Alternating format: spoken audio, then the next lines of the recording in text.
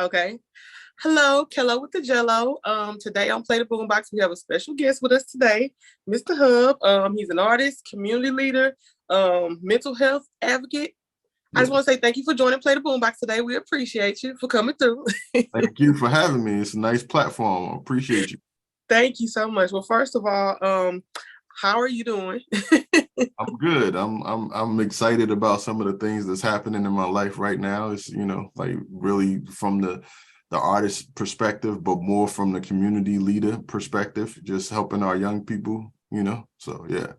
Okay. So, Mr. Hubb, a man of many hats, why don't you kind of give us like a background, like where you started, like from being a mental health advocate, community service, and just an artist. Like, how did you start, like from the beginning?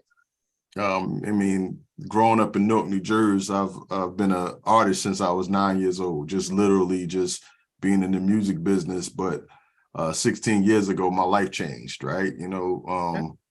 Growing up with the violence and stuff that happens in the city of Newark, New Jersey, my sons, was with me in a car one day when some guys was on the side of my car and they was beating up on another guy. And, it got really crazy. A traumatic situation happened and one of the guys pulled out a gun.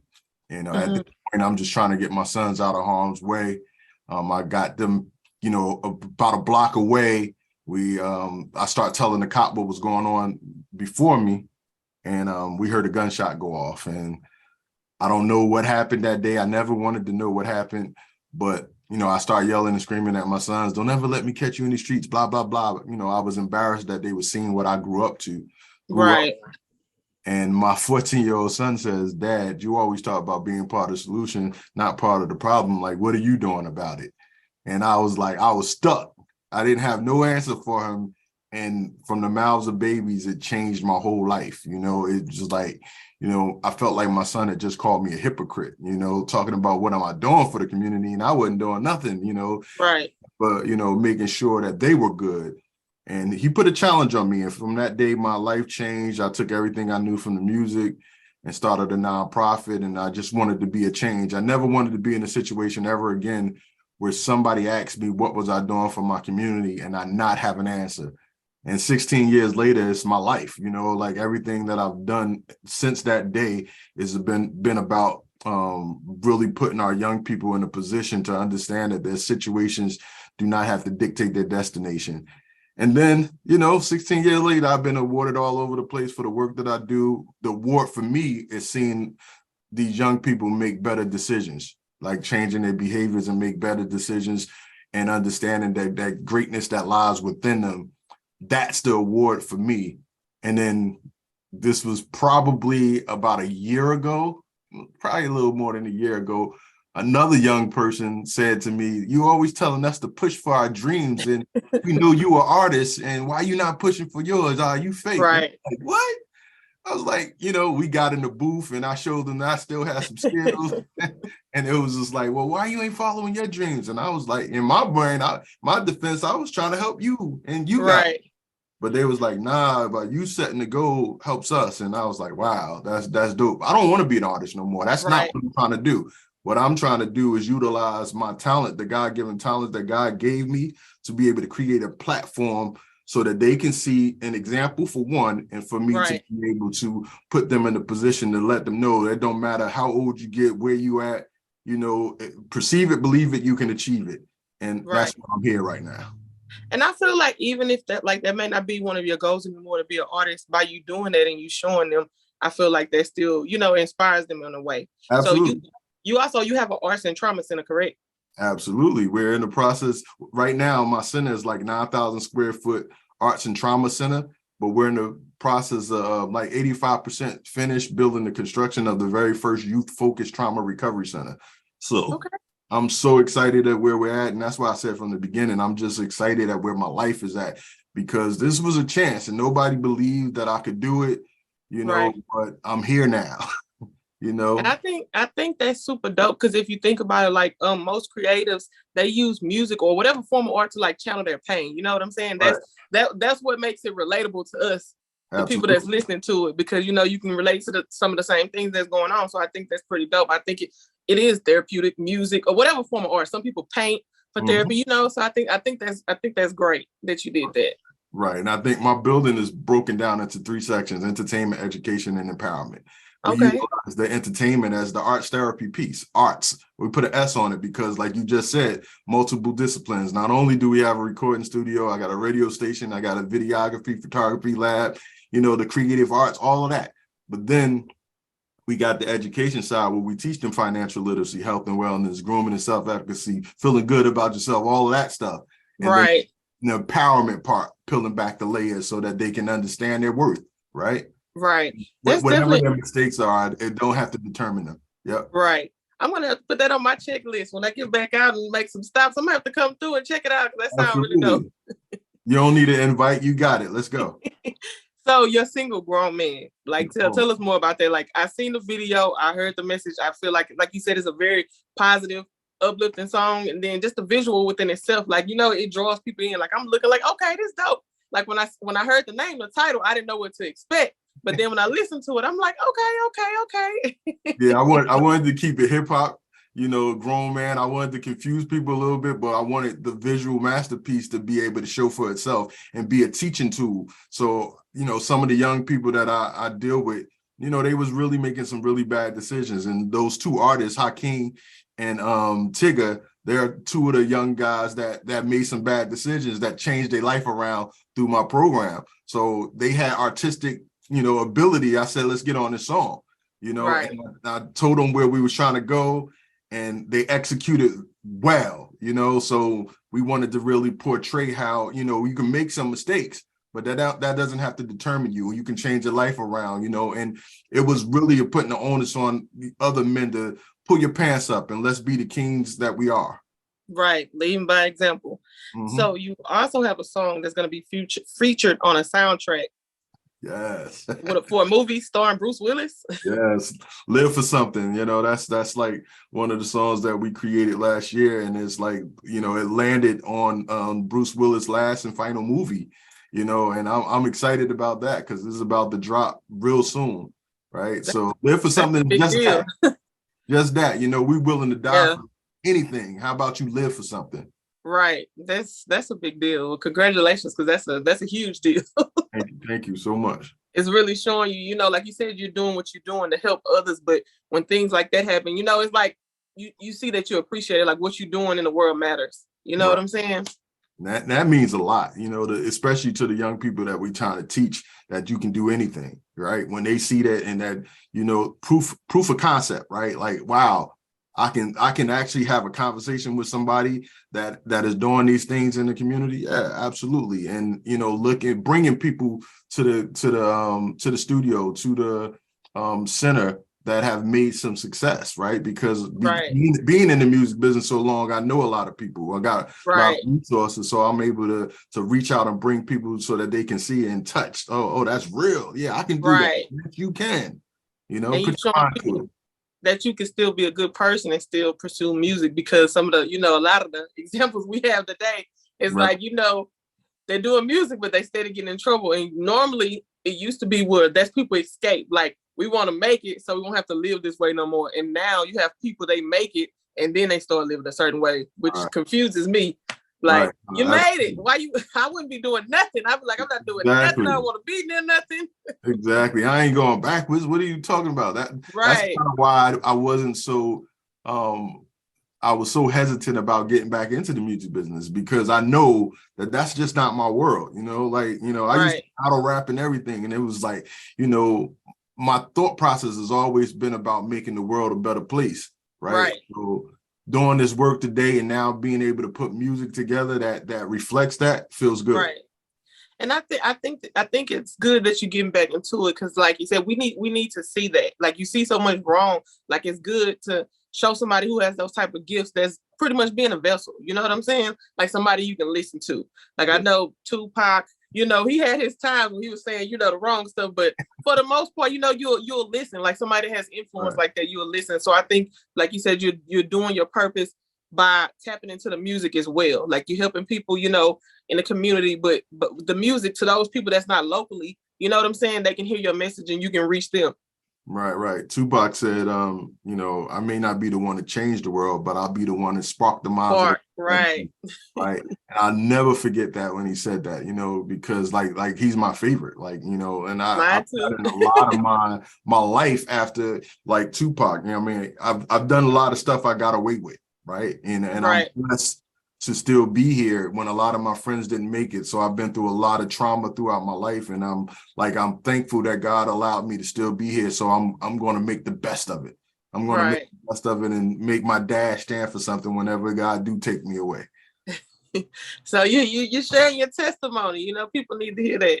Mm-hmm. I feel the same way. Like I feel like we all had that. Like whether it's on different levels. Like some people, they may have been doing real bad stuff, but whatever it was, I feel like we all did stuff that we're not proud of, and it's like you still here. So it's like, why would I go backwards?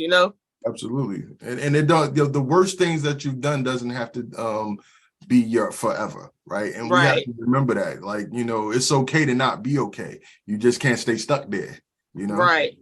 That's the thing that, I try to impress upon my young people and their families, like, hurt people, but heal people and healing people can heal people. Right. That's important to understand, because too many of us just say hurt people, and we leave it there in the negative, right? Right. But there's a real influence in knowing that I'm not healed all the way. I'm in the process of healing, but I can still help somebody else heal because of what I've been through. There's power in that. I'm so happy now, like in the Black community, people are embracing therapy more. Like, because I feel like people really need it. At first, I think they thought it wasn't available to us, or, I'm gonna seem crazy, if I go. And I tell people, if you can go to therapy, go. Yeah, absolutely. I wish I would have went years ago. I tell my therapist, where have you been all my life? I feel the same way, and I'm in therapy now, right? Like every week I'm in therapy because, like I'm trying to still understand who I'm supposed to be, right? Right. I'm not there yet, and I'm quick to say I'm not healed yet. I'm still healing, right? I think that's a forever process. Like you're always going to be healing. Like you may reach one level, then it's like another level you got to reach. I don't think it's like a ending period. Like I just think like you'll keep evolving, you'll keep healing for the rest of your life. Right. I don't think it's like, hey, I'm healed, I'm good, I don't need no more help. No. It's funny the way we designed the trauma recovery center. When you walk through the door, that room and that space is called Survivor Starting Point, right? Just to be able to understand, like, I've dealt with something. So if you walk through those doors, you understand that you've been through something and you're willing to change, right? Right. Because, no matter how many social workers I got or how many people come to help you, until you're willing to make that change is when it happens, right? You have to be willing to accept that something has happened and I want to change from that point on. Right. So, like, is there an overall like goal with your career? Like, I know you have the trauma center. Like, is there anything else you want to do? Do you like maybe want to go on speaking tours? Maybe expand the center? Like, do you have maybe like an end goal? Like for the whole thing? Like the funny part is that 16 years ago when I started doing this, like I'm a visionary. I'm seeing things down the line, and I said I'm gonna build this center, and kids gonna grow up in the center, and I'm gonna replace the Boys and Girls Club. And I'm hesitant when I say that, right? Right. But the reality of it is for the last 10 and a half years, youth have been growing up in my center, right? Okay. And now I have other cities and states that want the hub in their place. So it's happening. It's happening. And I'm like, whoa, it's really happening. So I'm in the process of writing a book, putting this album out, and just telling my story and being vulnerable enough to hopefully give somebody else the courage to step up and tell their story and be an example of what change can look like. Okay. And so that's what I was going to ask you next. Like, if there was any more music coming. So you said you're working on an album now. Like, do you have an expected day when it's going to drop? We're still putting it all together. We got some statements, because I don't call them songs. I call them statements. Like I'm really putting these statements out so that people can really understand that it's not what you used to, right? I want to take you back and put the messaging back, but not in a way that is not relatable to our young people. Because I'd be surprised at some of the young people that be feeling my music, and I'm like, wow, because they're so used to the destructive music, right? Yeah. But like you said, I think people gravitate to positive too. It's not that much of it out there. Right. Because who don't like to feel good? Who don't want to be positive these days? If you look on social media, you see a lot of bad, but you also see a lot of positive quotes. You got more people embracing therapy, more people, doing different things now that we didn't do before in our culture, because people, I really believe that people do want to be healed. They do want to be happy. It's just that when all you're seeing is bad in your face, it's hard to, imagine that. I love it. Like, you get it, right? Because this is what I say to these young people all the time. I can't blame you for what you don't know, right? So my job is to expose you to something different, right? So now once you know, you got an obligation to do something different, right? Right. You do better, you're supposed to do better. Right. Supposed to, but you can't say you didn't know anymore, right? So that's the goal. It's a discipline, because it's like you gonna catch the bad stuff every day. It's up to you, like what you take in, what you block out. You know what I'm saying? Like every day I get up, I say affirmations. Even if I don't feel like that today, I'm gonna say it anyway. Right. I'm glad, you see it. I'm glad something in you or someone around you has been influencing your life to understand that, because so many people don't. They don't understand that, right? We sometimes it's okay to pat yourself on the back, and say, I got up. Every day I say the serenity prayer. God grant me the serenity to accept the things I cannot change, the courage to change the things I can, and the wisdom to know the difference. Because it's rough. Every day is something happening that you make a conscious decision to do good or bad. Right. Yeah. And it's definitely hard, because I didn't always go that route. But I think when you get tired of being in the dark place, it's like, you know what? I don't want to. When you get a piece of light, it's like, I don't want to go back there. That's right. That's right. And it feel good. Right. Good, not have to look over your shoulders, right? And worry about what's coming. It feel good. Right. So do you have any like outside interest besides music and like helping people in the community? Like, is there anything else like you've ever wanted to do, or maybe you want to pursue like later down the line? I'm a business head, so I'm always trying to figure out how to take over the world, but and taking over the world and making it a better place, like my wife, and I just had a little baby girl, so I'm a girl dad now. Congratulations. Yeah, thank you so much. So it's really about making the world a better place for my children to grow up in, and making sure my family is secure and teaching them some of the things that I wasn't taught. So that we can make better decisions, help us become better. That's what Hubb stands for. Help us become better. Okay. I love it. Everything has meaning.